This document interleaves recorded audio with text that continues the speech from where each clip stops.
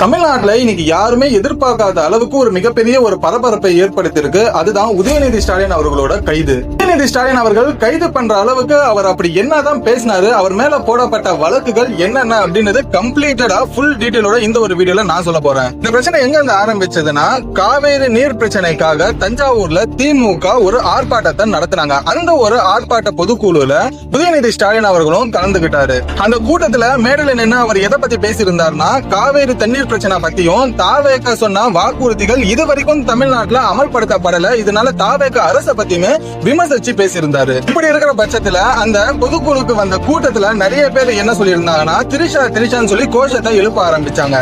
பதில் சொல்ற விதமா உதயநிதி ஸ்டாலின் அவர்கள் மேடையில இருந்துகிட்டே மைக்ல ஒரு டபுள் மீனிங் வார்த்தையை வந்துட்டு பேசியிருக்காரு. பெண்களை இழிவுபடுத்துற விதமா இருக்குன்னு சொல்லி தாவேகாவோட சப்போர்டர்ஸ் எல்லாமே அந்த நேரத்துல ஒரு குற்றச்சாட்டை வச்சு தஞ்சாவூர் போலீஸ் ஸ்டேஷன்ல உதயநிதி ஸ்டாலின் அவர்களுக்கு எதிராக ஒரு கம்ப்ளைண்டுமே ரெஜிஸ்டர் பண்ணாங்க. இங்க இருந்து தான் இந்த ஒரு பிரச்சனையோட ஆரம்பமே தொடங்கிச்சு. இன்னைக்கு காலையில தஞ்சாவூர்ல இருந்து போலீஸ் வந்துட்டு உதயநிதி ஸ்டாலின் அவர்களை வந்து அரெஸ்ட் செய்யறதுக்காக சென்னை வந்திருந்தாங்க. சென்னைக்கு வந்து சென்னையோட போலீஸோட ஹெல்ப்னால உதயநிதி ஸ்டாலின் அவர்களோட வீட்டுல போயிட்டு அவரை அரெஸ்ட் பண்றதுக்கான முயற்சிகளை ஈடுபட்டாங்க. அந்த நேரத்துல கிட்டத்தட்ட 3 மணி நேரமா அவரோட வீட்டுக்கு வெளியில போலீஸ்காரர்கள் வெயிட் பண்ணிட்டு இருந்தாங்க. அப்புறமா ஒரு 2-3 போலீஸ் அவரோட வீட்டுக்குள்ள போயிட்டு அவரை வந்துட்டு அரெஸ்ட் செய்ய போறதுக்காக ஒரு லெட்டர் ஒண்ணு காமிச்சிருந்தாங்க. அதுக்கப்புறமா அங்கிருந்து அவர் அரெஸ்ட் செய்யவே படுறாரு. போலீஸ் ஜீப்லயுமே வேன்லயுமே ஏத்த ஆரம்பிச்சு தஞ்சாவூருக்கு கொண்டு போகணும்ன்றதுதான் ஆக்சுவல் பிளானாவே இருந்திருக்கு. இதற்கு இடையில திமுக சார்பா வந்துட்டு அவருக்கு ஒரு முன்ஜாமீனுமே ஏற்பாடு செய்யப்பட்டிருந்தது. இதுல உதயநிதி ஸ்டாலின் அவர்கள் மட்டும் நீதிமன்ற காவல்ல எடுக்கப்படல, அவர் கூட சில திமுக நிர்வாகிகளுமே அந்த வேன்ல ஏத்தப்பட்டாங்க.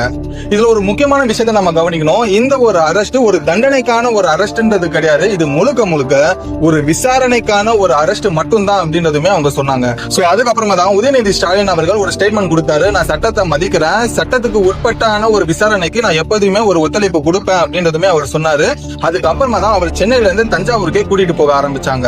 இந்த ஒரு விஷயம் நடந்ததுக்கு அப்புறமா தமிழ்நாட்டில் இருக்கிற ஒவ்வொரு ஊர்லயுமே திமுக ஆர்வலர்களும் திமுக சப்போர்டர்ஸுமே மறியல் பண்ண ஆரம்பிச்சாங்க. மிகப்பெரிய ஆர்ப்பாட்டம், போராட்டம், நடு ரோட்ல படுத்துக்கிட்டுமே வந்துட்டு அவங்களோட போராட்டத்தை நடத்த ஆரம்பிச்சாங்க. சோ இன்னைக்கு தமிழ்நாட்டில் இருக்கிற ஒவ்வொரு ஊர்லயுமே ஒரு மிகப்பெரிய பரபரப்பான ஒரு சிச்சுவேஷன் தான் நிலவிட்டு இருந்துச்சு. இப்படி இருக்கிற சூழ்நிலையில இப்போ திமுக தலைவரா இருக்கிற ஐயா மு.க. ஸ்டாலின் அவர்கள் வந்துட்டு ஒரு விஷயத்தை முன் வச்சாரு.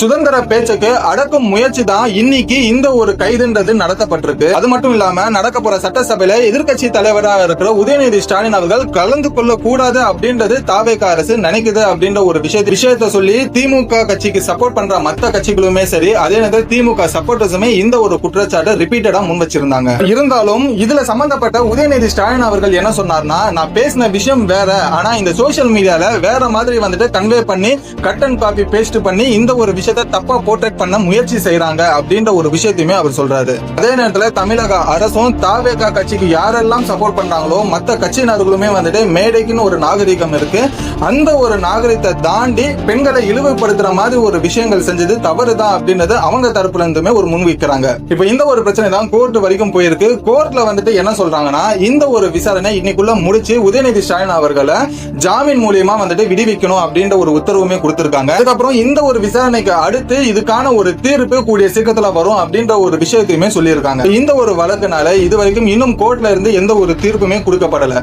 சரி, நீங்க சொல்லுங்க, திமுக சப்போர்ட்டர் சொல்ற மாதிரி எதிர்கட்சி தலைவர் உதயநிதி ஸ்டாலின் அவர்கள் சட்டசபைக்கு நாளைக்கு வரக்கூடாது அப்படின்ற ஒரு விஷயத்துக்காக இந்த ஒரு வழக்குன்றது தொடங்கப்பட்டுச்சா? தாவேக தரப்புல இருந்து சொல்ற மாதிரி பெண்களை இழிவுபடுத்துற விதமா யாரு பேசினாலும் சட்ட நடவடிக்கை எடுக்கப்படும் அப்படின்ற ஒரு விஷயம் சொல்றது சரியானதா? உங்களோட கருத்தை கமெண்ட்ல சொல்லுங்க. இந்த மாதிரி சரியான ஒரு இன்ஃபர்மேஷனை தெரிஞ்சுக்கணும்னா இந்த ஒரு சேனலை சப்ஸ்கிரைப் பண்ணி வச்சுக்கோங்க. உங்களுக்கு இந்த ஒரு வீடியோ உங்க ஃப்ரெண்ட்ஸ் அண்ட் ஃபேமிலிக்கு ஷேர் பண்ணுங்க. இன்னைக்கு தமிழ்நாடு பரபரப்பா இருந்ததுக்கு பின்னாடி இருந்த உண்மையான காரணம் என்னன்றது அவங்களும் தெரிஞ்சுக்கிட்டோம். அடுத்த ஒரு இன்ஃபர்மேஷனான ஒரு வீடியோல உங்களை வந்து பாக்குற வரைக்கும் until then bye bye AB.